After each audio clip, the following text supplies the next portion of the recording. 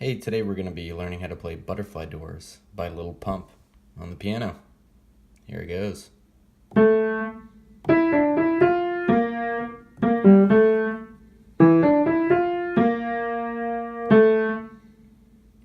So, nice and slow.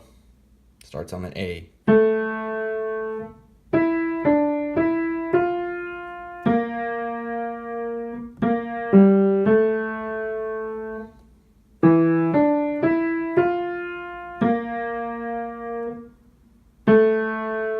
One more time.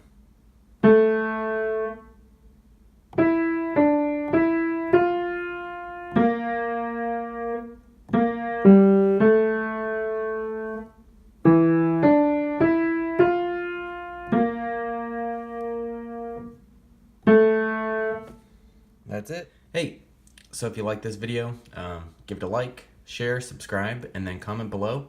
Let me know what else you'd like to learn.